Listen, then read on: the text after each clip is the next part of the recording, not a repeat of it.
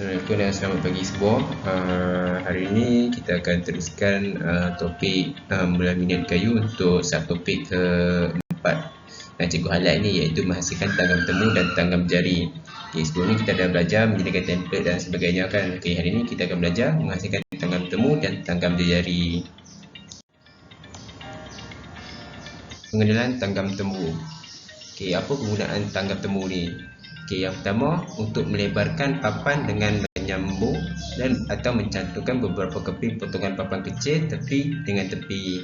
Okay, seterusnya tanggam ini boleh dikuatkan dan dikukuhkan dengan menyapu glue ataupun gam pada tepi papan atau kayu yang hendak dicantum untuk menggunakan glue PVA atau glue sentuh. Okay, so maksud kat sini, kalau kita nak cantum apa pun, mesti kita gunakan bahan ataupun bahan yang melekatkan lah. Kalau kita dah cantum macam tu nya, biasa dia tak kuat lah. Okay, seterusnya, atau menggunakan paku sekiranya tanggam temu bercantum pada hujung kayu atau papan. Okay, paku juga boleh digunakan untuk mencantum tanggam tersebut. Okay, seterusnya, selepas kita sapukan glue, kita kena apitkan dengan pengapit G ke pengapit ni ke, dan dibiarkan selama beberapa jam untuk pastikan gam tersebut kering dan cantuman itu menjadi lebih kukuh lah.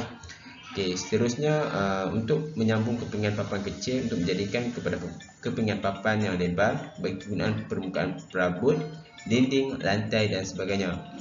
Penyambungan ini dilakukan secara tepi ke tepi dengan cara salah satu tanggam yang berikutnya. Tanggam melebar. Okay, jenis tanggam adalah tanggam glue gesel.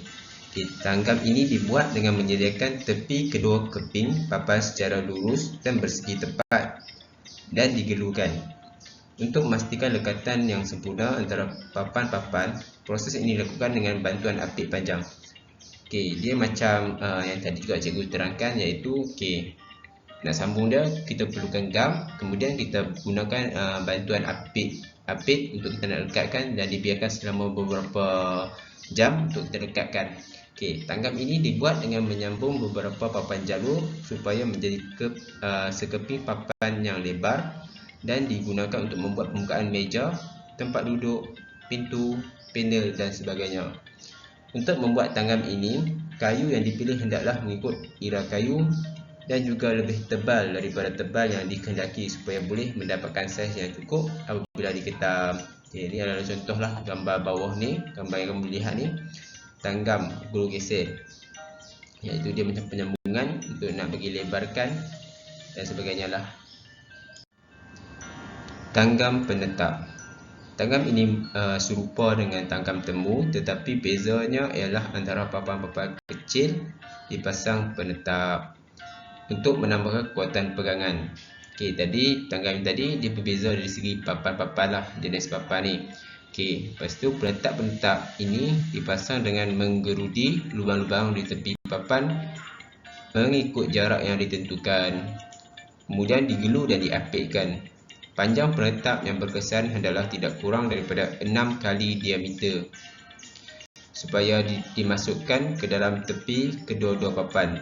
Papan yang sesuai untuk tanggam ini hendaklah tidak kurang daripada 12 mm tebalnya, maksudnya kena lebih daripada 12 mm. Ni penetap ni macam kamu boleh lihat ni contoh dekat kerusi atau meja dekat sekolah yang lama, yang kayu yang ada lubang dan macam ada batang sikit tu, yang dia masukkan lubang untuk dia punya sambungan tu. Inilah yang dipanggil tanggam penetap. Seterusnya, tanggam lidah dan lurah. Tanggam ini adalah tanggam lebar yang lazimnya digunakan dalam pembinaan lantai papan, lapisan dinding dan panel. Okay, tanggam ini boleh dibuat sama ada dengan alat tangan ataupun mesin. Macam kamu lihat ni, dia cakap tadi untuk lantai papan, maksud dia untuk permukaan yang besar, maksudnya seperti lantai, dinding kayu dan panel. Panel tu macam partition lah. Lepas tu pada tiap-tiap keping papan dibuat lidah disatukan tepi dan lurah di tepi, seperti yang kamu lihat dekat gambar ni. Maksudnya macam ada lurah dan lidah dia.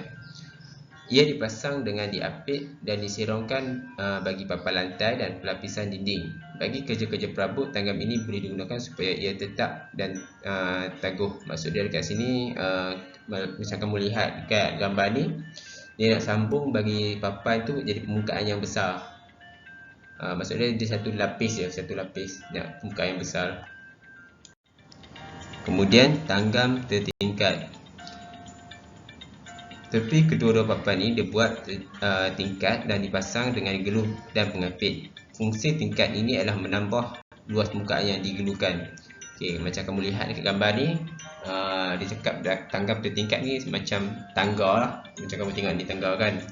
So, dia digunakan untuk menambah luas permukaan yang digeluhkan. Maksudnya kat sini, kalau kita tak buat tangga macam ni, dia just straight je. So kat situ dia tak berapa kuat lah, sebab permukaan gam tu kurang. Kalau dia belah macam ni, maksudnya permukaan gam tu makin tambah untuk kita nak gam tu. Okey, faham? Seterusnya, tanggam siku. Tanggam ini dibuat pada dua permukaan yang bertemu secara bersudut tepat. Bersudut tepat ni iaitu sudut 90 darjah, macam sudut sesiku L tu. Sama ada pada penjuru ataupun pada pertengahannya. Contohnya adalah seperti dalam pembinaan kotak, laci dan sebagainya. Okey. Yang pertama, untuk tanggam siku, jenis tanggam siku yang pertama adalah tanggam temu. Ia dikenali sebagai tanggam sudut tepi. Hujung papan diluruskan dan bertemu secara bersudut tepat, dan ia boleh digulungkan dan dipakukan atau diskrukan. Jenis tanggam ini digunakan pada binaan kotak atau peti biasa yang dibuat secara tepat.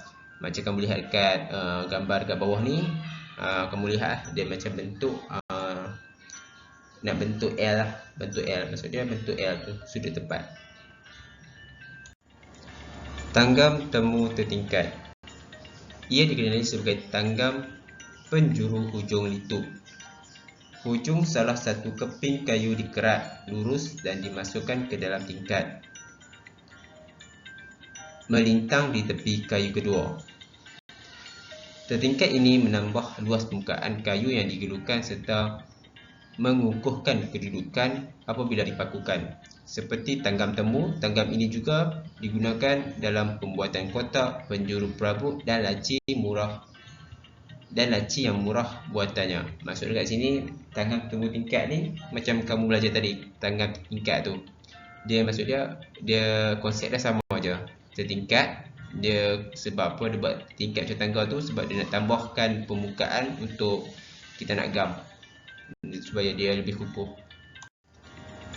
Tanggam rencong biasa. Tanggam ini adalah cara yang paling senang untuk menghasilkan sudut kotak yang tidak menunjukkan keratan hujung kayu. Kedua-dua keping kayu hendaklah sama tebal. Sambungan dilekatkan dengan gelu dan dikukuhkan dengan sekeping lidah yang dimasukkan ke dalam lurah dan digajikan di penjuru secara melintang. Okay, macam kamu tengok ni, dia punya sambungan ni tepat lah. Sebab apa? Sebab dekat sini dia potong 45 darjah dan 45 darjah. Kayu mestilah sama tebal. Kemudian macam biasalah dia digamkan dan dilekatkan. Kemudian dikukuhkan dengan sekeping lidah. Dalam ni maksudnya ada lidah. Langkah-langkah kerja membina tanggam temu. Okey, terdapat 6 langkah yang seperti kamu lihat dekat sebelah kiri kamu tu. Okey, antaranya adalah yang pertama, tafsir lukisan produk dan pelan cetak biru. Maksud dekat sini yang macam biasalah, sebelum kita nak buat produk tu, kita kena tengok dulu, kita kena sediakan dulu lah lukisan produk tu. So dari situ kita boleh tahu reka bentuk produk tersebut, jenis bahan apa yang hendak digunakan, berapa kuantitinya berapa dan sebagainya lah. Kemudian yang kedua, kita kena memilih kayu. Okey, kayu biasa kita kena pilih mestilah kena yang cantik lah, bebas daripada kecacatan. Lepas tu kayu yang dipilih tu tidak terlalu lembap lah. Lepas tu kadar kandungan kelembapan sesuai antara 12 hingga 15%. Kemudian penyediaan bahan.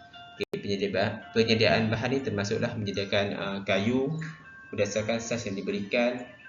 Kemudian kayu yang kita dapat tu kita hendaklah potong dan ketam dengan lurus lah. Seterusnya adalah rancang tanda, iaitu merancang tanda kedudukan tanggam sebelum menyapu glue. Kemudian yang kelima adalah membina tanggam. Dalam kerja membina tanggam ni macam biasalah menyapu glue PVA pada kedua sisi, kemudian cantumkan. Kemudian apitkan dan dibiarkan hingga kering. Seterusnya yang terakhir adalah ratakan permukaan. Rata permukaan ni maksudnya kita ketam lah, kita nak dapatkan permukaan yang licin dan cantik. Okey, tadi cikgu dah terangkan jenis-jenis tanggam temu yang terdapat dalam tu, kemudian langkah-langkah membina tanggam temu. Sekarang cikgu nak terangkan tanggam jari pula, iaitu tanggam kedua.